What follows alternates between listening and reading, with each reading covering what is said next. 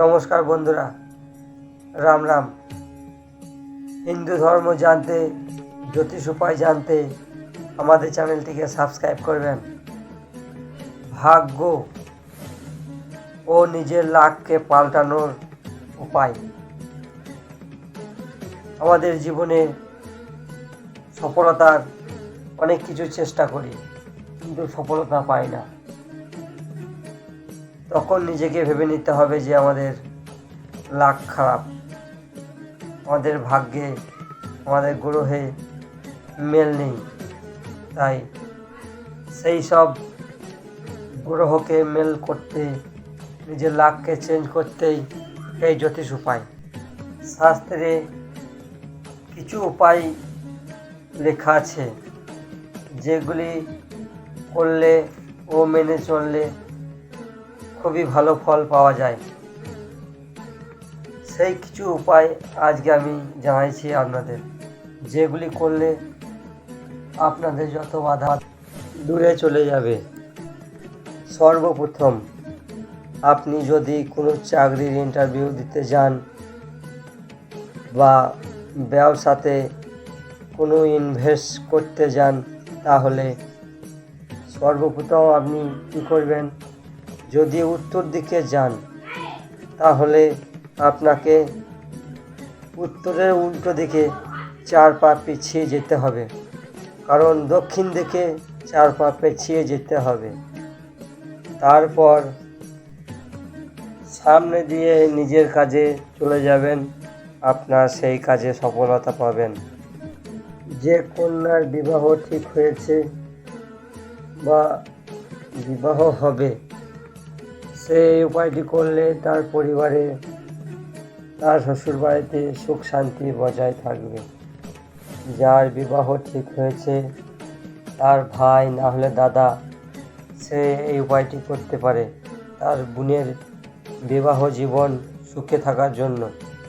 যখন বিবাহর পর যখন বাড়ি থেকে শ্বশুর বাড়ি যাবে সকালে, তখন কন্যার ভাই না হলে দাদা কি করবে?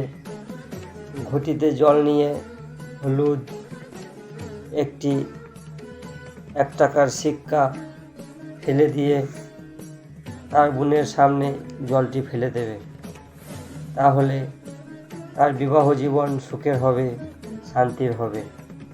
তৃতীয় উপায়, যে ব্যক্তি একটি রোগে ভুগছে, তার ওষুধ কাজ করছে না, সে কী করবেন? রাত্রিবেলায় শোবার সময় নিজের বালিশের নিচে একটি 1 টাকার সিক্কা রেখে দেবেন। সকালে উঠে সেই সিক্কাটা নিয়ে গিয়ে যেখানে মানুষ দাফন করা হয়, ঝিল বলা হয়, সেই স্থানে ফেলে দিয়ে আসবেন। ধীরে ধীরে ওষুধ কাজ করবে, রোগ ভালো হয়ে যাবে। 4 নম্বর উপায়, যদি কোনো ব্যক্তির বিবাহ না হয়, অনেক সমস্যা আছে, ভাগ্য সাথ দিচ্ছে না, তাহলে এই উপায়টি করবেন। চতুর্থ উপায়, মঙ্গলবার দিন ময়দার আটা মিশিয়ে আপনার আশেপাশে যেখানে পুকুর বা নদী আছে, সেখানে ছোট ছোট গুলি করে ছোট ছোট টুকরো মাছকে খাওয়াবেন। ধীরে ধীরে আপনার সব দোষ শেষ হয়ে যাবে, আপনার বিবাহ যোগ শুরু হবে, আপনার বিবাহ হবে, আপনি ধন সম্পত্তির মালিক হবেন। পঞ্চম উপায়, যদি আপনার শনি দোষ হয়ে থাকে, আপনি খুব কষ্টে ভুগছেন, তাহলে শনিবার দিন সরষের তেল নিয়ে চিনির সঙ্গে ময়দা মিশিয়ে ডাব ডাব করে ভেজে নেবেন। তারপর সেগুলি গরিব ব্যক্তিদের দান করবেন।